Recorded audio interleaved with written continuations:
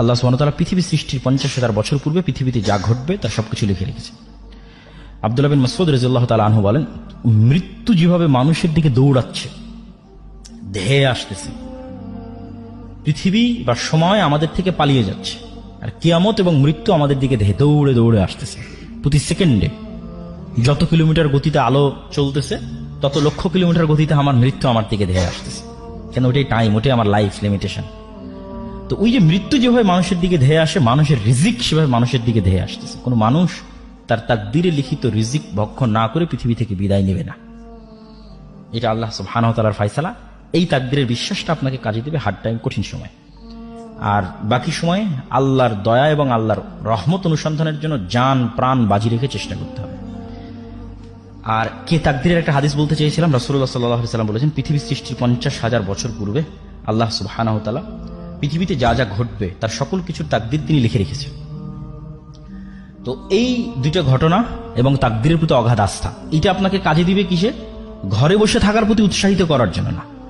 ঘরে তো বসে থাকা যাবে না, কেন? আমি তো আগেই বলেছি যে পৃথিবীতে যা রিজিক ছড়িয়ে আছে তা কার দয়া? সব দয়া তো কাফের মুশরিকানে নিয়ে চলে গেল। তাহলে মুসলমানেরা ঘরে বসে থেকে কিভাবে দাবি করে যে সে আল্লাহর বান্দা? আল্লাহর বান্দা হলে আল্লাহর দয়া অনুসন্ধানের চেষ্টা করতে হবে।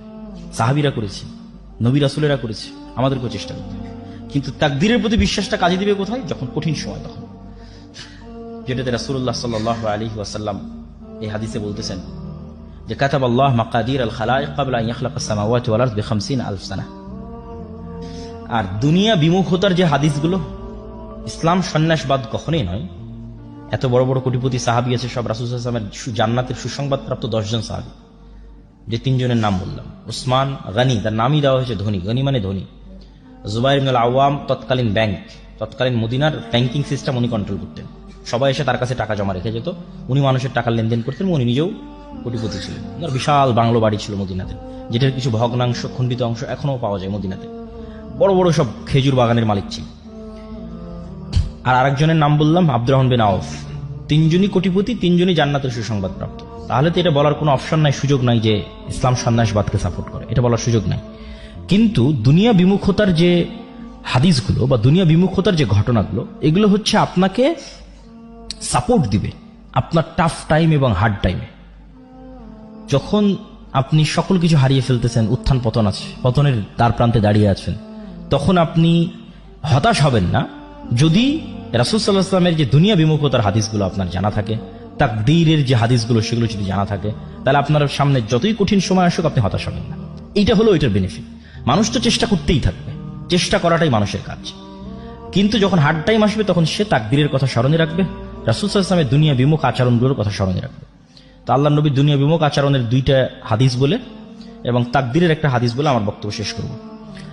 রাসূল সাল্লাল্লাহু আলাইহি ওয়াসাল্লামের দুনিয়া বিমুখ আচরণের 2টা ঘটনা। একদিন একজন মেহমান আসছে, আমি শুধু বাংলা বলে যাচ্ছি, হাদিস সহিহ। একদিন একজন মেহমান আসছে আল্লাহ নবীর কাছে, এসে বলতেছে যে আমার রাস্তাঘাটে আমি সবকিছু হারিয়ে ফেলেছি, আমার একটু খাবারের ব্যবস্থা করতে হবে। এই 2টা ঘটনা আপনাদের খুব মনোযোগ দিয়ে শুনতে হবে, আমাদের বক্তব্য শেষ। খাবারের ব্যবস্থা করতে হবে। আল্লাহ নবী লোক পাঠালেন তার স্ত্রীদের ঘরে, কিছু আছে কিনা খাবারের।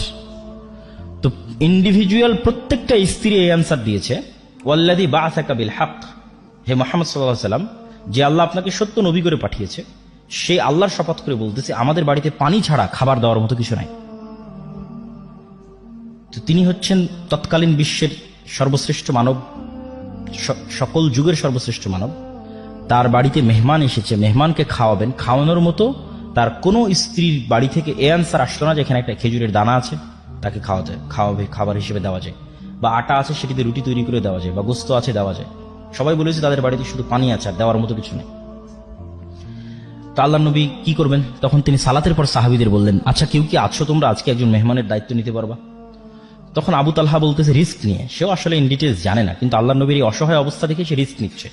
আবু তালহা বলছে, আল্লাহ নবী ঠিক আছে, আমি আপনার মেহমানের দায়িত্ব নিচ্ছি। তো আবু তালহা কোনো প্রকার যাচাই বাছাই না করে সে কিন্তু মেহমান কিনে বাড়িতে চলে গেছে। বাড়িতে গিয়ে স্ত্রীকে বলতেছে যে আচ্ছা আজকে তো আল্লাহ নবী আমাকে একটা কাজ চাপিয়ে দিয়েছে, একজন মেহমানের দায়িত্ব আমার উপর দিয়েছে, বাড়িতে কোনো খাবার আছে? তখন আবু তালহার স্ত্রী বলতেছে, বাড়িতে তো বাচ্চাদের খাবার ছাড়া কোনো খাবার নাই, মানে ছোট 2-3টা বাচ্চা আছে, সেই 2-3টা বাচ্চাকে যে খাবার দিবে ওই খাবারটা ছাড়া কোনো খাবার নেই। তাহলে এখন করণীয় কি? তখন 2 স্বামী স্ত্রী মিলে পরামর্শ করেছে যে ঠিক আছে, এক কাজ করো, বাচ্চাদের খাবার না খাওয়িয়েই ঘুম পাড়িয়ে দাও, বাচ্চাদের খাবার খাওয়ায়ও না, তাদেরকে না খাওয়িয়ে ঘুম পাড়িয়ে দাও। আর মেহমানের সাথে তো মেজবানকে বসতেই হয়, মানে যাকে আপনি মেহমানদারি করাবেন আপনার বাড়িতে, যদি তাকে আপনি না বসেন সে তো অকওয়ার্ড ফিল করবে, বিব্রত বোধ করবে। তাহলে আমরা যখন একসাথে মেহমানের সাথে খেতে বসবো তখন কৌশলে বাতিটা নিভিয়ে দেওয়া হবে, স্বামী স্ত্রীর লাগ। কৌশলে যখন বাতি নিভিয়ে দেওয়া হবে তখন আমরা খাওয়ার অভিনয় করতে থাকবো, কিন্তু আসলে আমরা খাবো না। কেন, বাচ্চাদের খাবার অনেক অল্প স্বল্প খাবার, যদি আমরাও দুইজন বাতি জ্বালিয়ে সেটার সাথে অংশগ্রহণ করি তাহলে মেহমানের খাবার বলে আর কিছু বাকি থাকবে না। তাহলে বাচ্চাদের ঘুম পাড়িয়ে দেওয়া হলো এবং স্বামী স্ত্রী দুইজন বাতি নিভিয়ে খাবারের অভিনয় করলো, আর মেহমান খাবার গ্রহণ করলো। পরের দিন রাসূলুল্লাহ সাল্লাল্লাহু আলাইহি ওয়াসাল্লাম বলতেছে, আবু তালহা তুমি কি করেছো? আল্লাহ তোমার উপর অনেক সন্তুষ্ট হয়েছে। তো কি করেছেন? তো এই ঘটনা। তো এটার থেকে আমাদের শিক্ষা কি? যে ওই যুগের যারা সর্বশ্রেষ্ঠ মানব তাদের এটি জীবন হিস্ট্রি এবং কালচার বলা হচ্ছে।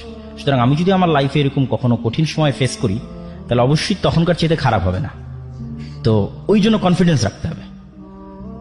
আরেকটা ঘটনা, যে দুটো ঘটনা বলতেছে, আরেকটা ঘটনা, একদিন রাসূল সাল্লাল্লাহু আলাইহি ওয়াসাল্লাম বাড়ি থেকে বের হয়েছে, এটা সহিহ হাদিসের ঘটনা, সঠিক ঘটনা। তো ভর দুপুরে বের হয়েছে, রাস্তার মধ্যে দেখেন আবু বকর রাদিয়াল্লাহু তাআলা আনহু বাড়ি থেকে বের হয়েছে। তো দুইজন পরস্পরকে জিজ্ঞেস করতেছে, কেন এই ভর দুপুরে? আপনি তো জানেন সৌদির গরম কি ভয়ঙ্কর, ভর দুপুরে কেন বাড়ি থেকে বের হয়েছে? তো দুইজনই পরস্পরের কাছে জানাজানি হলো যে তারও বাড়িতে কোনো খাবার নাই, এই জন্য খাবারের অনুসন্ধানে বের হয়েছে। মুহাম্মদ সাল্লাল্লাহু আলাইহি ওয়াসাল্লামের বাড়িতেও কোনো খাবার নাই, উনি খাবারের অনুসন্ধানে বের হয়েছে, যে কোথাও খাবারের ব্যবস্থা করা যায় কিনা। কিছু দূর হাঁটার পর দেখা যাচ্ছে ওমর রাদিয়াল্লাহু তাআলা আনহু রাস্তায়।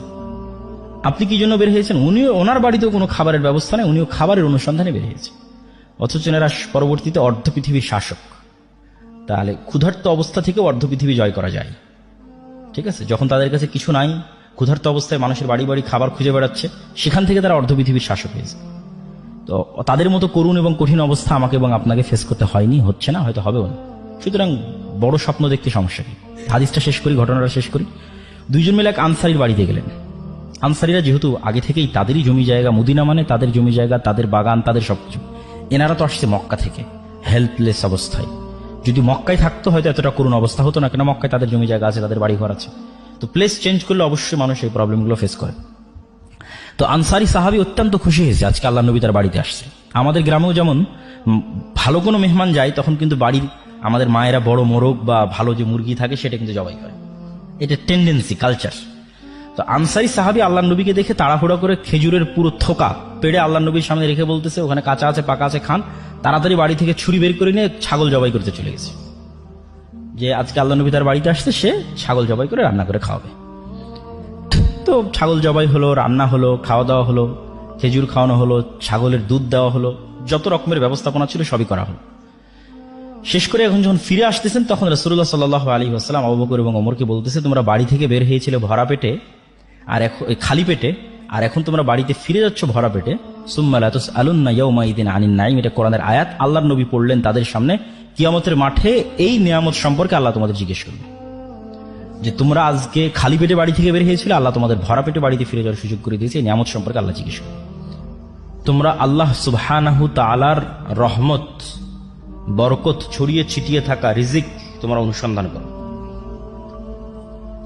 ফাইদা কুদিয়াতিস সালাত ফান্তাশিরু ফিল আরজ ওয়াবতাগু মিন ফাজলিল্লাহ, যখন সালাত শেষ হয়ে যায় তখন তোমরা সমগ্র পৃথিবীতে ছড়িয়ে পড়ো, কেননা পৃথিবীর প্রত্যেকটা ইঞ্চি জায়গাতে আল্লাহ সুবহানাহু তাআলার রিজিক ছড়িয়ে ছিটিয়ে আছে। আল্লাহ সুবহানাহু তাআলার ছড়িয়ে ছিটিয়ে থাকা সেই রিজিক অনুসন্ধান করার জন্য তোমরা চেষ্টা করো। আর এক আয়াতে আল্লাহ সুবহানাহু ওয়া তাআলা বলেন, হুয়াল্লাযী জাআলা লাকুম ফামশু ফি মানাকিবিহা ওয়া কুলু মির রিজকিহি, দুনিয়ার মানুষ, এই জমিনে আল্লাহ রিজিকের সকল সিস্টেম দিয়ে রেখেছে। ফামশু ফি মানাকিবিহা, তোমরা এই জমিনের প্রত্যেকটা ইঞ্চি ইঞ্চি জায়গায় অনুসন্ধান করো, চলো, চেষ্টা করো। ওয়া কুলু মির রিজকিহি, এবং রিজিক বের করে নিয়ে আসার চেষ্টা করো। আমরাও দেখতে পাই যে আমাদের চারিপাশে কত রিজিকের রাস্তা, কিন্তু লোকলজ্জার ভয়ে, যেটা কেউ বললো এখানে বক্তা, যে সামাজিক ট্যাবু, সেটির ভয়ে আমরা হয়তো একটা নির্দিষ্ট মাধ্যমকেই মনে করেছি এটি রিজিকের মাধ্যম, কোথাও আমার জব হবে, চাকরি হবে, এটি রিজিক। তো আসলে রিজিকের মাধ্যম লিমিটেড নয়, মানুষ চেষ্টা করলে অবশ্যই রিজিক পাবে, এবং চেষ্টা করবে কোন নিয়াতে সেটিও আমরা তুলে ধরলাম আপনাদের সামনে, যে চেষ্টা করবে এই নিয়াতে যে পৃথিবীতে যত রিজিকের ব্যবস্থাপনা আছে এগুলো সব কার দয়া, কার রহমত? আল্লাহর রহমত, আল্লাহর দয়া। ওইটা থেকে যখন আপনি বিমুখ থাকছেন, আপনি অহংকারী। মানে আপনি জানেন যে এখানে একটা টাকা হালাল উপায়ে ইনকামের রাস্তা আছে, বাট আপনি করছেন না, মানে আপনি অহংকারী। আপনি আল্লাহর দয়াকে অবমূল্যায়ন করছেন, আল্লাহর রহমতকে অবমূল্যায়ন করছেন। এবং এটি নবীদের চিন্তা চেতনা ছিল। যেমন আইয়ুব আলাইহিস সালাতু ওয়াস সালাম একবার গোসল করছিলেন, তখন স্বর্ণের বৃষ্টি হচ্ছিল। তিনি গোসল বাদ দিয়ে স্বর্ণ কুড়াতে গেছেন। আল্লাহ বলছে, আইয়ুব, আমি কি তোমাকে ধনী করিনি যে তুমি স্বর্ণ কুড়াতে গেলে? তো আইয়ুব আলাইহিস সালাম উত্তরে বলতেছে যে আমি ধনী এই জন্য স্বর্ণ কুড়াবো না, এই সেন্স থেকে তো আমি যাইনি। আমি গেছি এই সেন্স থেকে যে আমি যদি সমগ্র পৃথিবীর মালিকও হই, যে এই মুহূর্তে সারা পৃথিবীর সকল ধন সম্পদের মালিক আমি একাই, তারপরেও যদি স্বর্ণের বৃষ্টি হয় তো আমি ওইটা কুড়াতে যাবো, কেননা এটা কার দয়া? আল্লাহর দয়া। আর ওইটার থেকে আমি দূরে থাকবো, মানে আমি আল্লাহর দয়াকে অবমূল্যায়ন করতেছি। এই সেন্স থেকে দাউদ, সুলাইমান, আব্দুর রহমান বিন আউফ, জুবাইর বিন আওয়াম, উসমান গনি, উসমান বিন আফফান, তারা পৃথিবীর কোটিপতি ছিলেন। দাউদ এবং সুলাইমানের মতো ধনী পৃথিবীতে আগেও কোনোদিন আসেনি, ভবিষ্যতেও কোনোদিন আসবে না। তারা এতটা ধন সম্পদের মালিক ছিলেন। তো এতটা ধন সম্পদের মালিক হওয়ার পিছনে তাদের মূল থিওরি এটি ছিল যে তারা ছিলেন শাকুর, শুকরিয়া আদায়কারী। তারা অহংকারী ছিলেন না, যে না ধন সম্পদ আহরণের পূর্বে অহংকারী ছিলেন, না ধন সম্পদ আহরণের পরে অহংকারী হয়েছেন। এটাই লং টাইম সম্পদ মেনটেন করার একমাত্র উপায়। ধন সম্পদ আহরণের আগেও অহংকারী হওয়া যাবে না, ধন সম্পদ আহরণের পরেও হওয়া যাবে না। তাহলেই দীর্ঘদিন ধন সম্পদ আপনার কাছে থাকবে। এই দুইটার ব্যাখ্যাটা কি? ধন সম্পদ হওয়ার আগে অহংকারী হওয়া যাবে না মানে এমন কোনো কাজ, হালাল কাজে ইনকাম হইতে পারে, সেটাকে ছোট চোখে দেখে পিছিয়ে থাকা হবে না। যে কোনো হালাল কাজকে যখন আপনি ছোট চোখে দেখে পিছিয়ে থাকবেন, তখন আপনি অবশ্যই অহংকারী, এই জন্য পিছিয়ে আছেন এবং এই জন্য আপনি সাকসেসফুল হতে পারছেন না। আর দ্বিতীয় যেটি, সেটি হচ্ছে ধন সম্পদ হওয়ার পরে অহংকারী হওয়া যাবে না। আল্লাহ সুবহানাহু ওয়া তাআলা বলেন, ইন্নাল ইনসানা খুলিকা হালুআ, আমি মানুষকে দুর্বল করে সৃষ্টি করেছি। ওয়া ইযা মাসসাহুশ শাররু জাযুআ, যখনই বিপদ আপদ মানুষকে ঘিরে ধরে সে হতাশ হয়ে যায়। ওয়া ইযা মাসসাহুল খায়রু মানুআ, আর যখনই টাকা পয়সা বেশি হয়ে যায় অহংকারী এবং কৃপণ হয়ে যায়। তাহলে এই যে মানুষের দুইটা ডাইমেনশন, যে যখন চারিদিকে বিপদ ভীত সন্ত্রস্ত, যখন চারিদিকে টাকা পয়সা কৃপণ অহংকারী, এই দুটাই আল্লাহ অপছন্দ করেছে। এটা দুর্বল ব্যক্তিত্বের পরিচয়। আর শক্তিশালী পার্সোনালিটির পরিচয় কি? চারিদিকে বিপদ আপদ দেখলেও সে ভীত সন্ত্রস্ত হয় না, হতাশ হয় না, তার সৃষ্টিকর্তা আল্লাহর প্রতি ভরসা রাখে। আবার যখন কোটি কোটি টাকার মালিক হয়, তখনও সে অহংকারী, পাপাচারী, অপচয়কারী হয় না, তখনও সে তার ন্যায় নিষ্ঠা বজায় রাখে। এই ব্যক্তিত্ব অর্জন করতে পারলে আপনার ধন সম্পদ আপনার কাছে দীর্ঘদিন কন্টিনিউ করবে। সম্মানিত উপস্থিতি, আমি আমার বক্তব্যকে দীর্ঘায়িত করতে চাই না। রিজিক অন্বেষণের প্রতি উৎসাহিত করতে গিয়ে একটি ছোট্ট ঘটনা বলে আমার বক্তব্য শেষ করবো ইনশাল্লাহ। আব্দুর রহমান বিন আউফ যখন মক্কা থেকে হিজরত করেন, তখন অত্যন্ত খালি, জীর্ণ শীর্ণ, রিক্ত হস্তে মক্কা থেকে মদিনায় গেছেন। মদিনায় যাওয়ার পর তিনি এক আনসারি মানে সাহায্যকারী, ইনভেস্টর, বেশিরভাগ আনসারি ছিল ইনভেস্টর, আর বড় বড় ব্যবসায়ীরা সব ছিল মক্কা থেকে আসা। কেননা by default, by nature, by born মক্কার কুরাইশরা হচ্ছে বিজনেসম্যান। যেটা আপনারাও জানেন যে আমাদের নবীর স্ত্রী খাদিজা রাদিয়াল্লাহু তাআলা আনহা অনেক বড় বিজনেসম্যান। আল্লাহর নবী তার বিজনেসের দায়িত্ব পালন করেছে, তিনিও বিজনেস বোঝেন। ঠিক আছে, বদরের যুদ্ধ হলো কেন? আবু সুফিয়ানদের কন্টিনিউয়াস বিজনেস চলতো সিরিয়ার সাথে। ওই বিজনেস যে রুটটা ছিল, ওই রুটটা আল্লাহ নবী ব্লক করে দিয়েছিল। কেননা রাসূল সাল্লাল্লাহু আলাইহি ওয়াসাল্লামের সাথে আবু সুফিয়ানদের যে দ্বন্দ্ব ছিল, এটা শুধু ধর্মীয় দ্বন্দ্ব ছিল না। ঠিক আছে, এটার মধ্যে টাকা পয়সা সম্পৃক্ত ছিল, দুনিয়া সম্পৃক্ত ছিল, পাওয়ার সম্পৃক্ত ছিল। আপনারা অবশ্যই জানেন যে মক্কা হচ্ছে এইদিকে পশ্চিম, না পশ্চিম তো এইদিকে নাকি? মক্কা হচ্ছে এই পাশে আর মদিনা হচ্ছে এই পাশে, আর এখানে হচ্ছে সিরিয়া। তো মক্কায় হচ্ছে কুরাইশরা থাকে, তারা সমুদ্রের ধার দিয়ে, লোহিত সমুদ্রের ধার দিয়ে সিরিয়াতে বিজনেস করে। তো এই বিজনেস রুটে মধ্যে মদিনা। তো যখন মুহাম্মদ সাল্লাল্লাহু আলাইহি ওয়াসাল্লাম মক্কা থেকে হিজরত করে মদিনায় আসলেন, তখন তিনি বিজনেস রুট বন্ধ করে দিলেন। তোরা বিজনেস করবে কিভাবে? তখন তো যুদ্ধ অনিবার্য। এই জন্য কিন্তু বদর, উহুদ থেকে বাকি যে যুদ্ধগুলো হয়েছে, যুদ্ধগুলো এই কারণে যে মদিনা যত বেশি পাওয়ারফুল হবে, মক্কার ব্যবসা তত সংকীর্ণ হয়ে যাবে, কেন ব্যবসায় চলতো সিরিয়ার সাথে। তো এরা by nature, by default business করা জানতো। তো ওরা যখন ওখান থেকে মদিনায় আসছে, তখন মদিনার মানুষেরা টাকা পয়সা দিয়ে ইনভেস্ট করেছে, ঠিক আছে তোমরা বিজনেস করো। আব্দুর রহমান বিন আউফকে বিজনেস করার টাকা দিয়েছে, জুবাইর ইবনে আওয়ামকে বিজনেস করার টাকা দিয়েছে, ওসমান ইবনে আফফানকে বিজনেস করার টাকা দিয়ে, এরা তো মক্কা থেকে পালিয়ে এসেছে, সবাই বড় বড় সাহাবী। কিন্তু এই প্রত্যেকটা বড় বড় সাহাবী অতি শর্ট টাইমে কোটিপতি হয়ে গেছে। তো আব্দুর রহমান বিন আউফ বললেন যে আমি তো উটের ব্যবসা বুঝি, আমাকে কিছু উট দাও, আমি আজকে থেকে বাজারে উটের বিজনেস শুরু করব। তো বাজারে যখন উটের বিজনেস শুরু করলেন, উনি একটা মূলনীতি মেনটেন করতেন। উট বিক্রি করার আগে বিভিন্ন অঞ্চল থেকে মানুষজন আসতো, উটের বাজারে উটের হাটে উট উঠতো, যেমন আমাদের অঞ্চলে কুরবানির সময় গরুর হাট হয়, গরুর হাটে উট উঠতেছে। তো উনি উটের খুঁটিনাটি সম্পর্কে খুব অভিজ্ঞ ছিলেন, উটের নেচার, স্বভাব, উটের খাওয়া, উটের ফুড সিস্টেম, ঠিক আছে, উটের আবাস বসবাস, উটের কালার, রং, শক্তি, সামর্থ্য, জীবন প্রণালী, বংশধারা, এভরিথিং সম্পর্কে খুব জানতেন। তো যে বিষয়ে মানুষ বিজনেস করুক, ওই বিষয়ে নলেজ না থাকলে তো আসলে সে বিজনেস করতে পারবে না। তো যেহেতু উনি উট বিষয়ে সব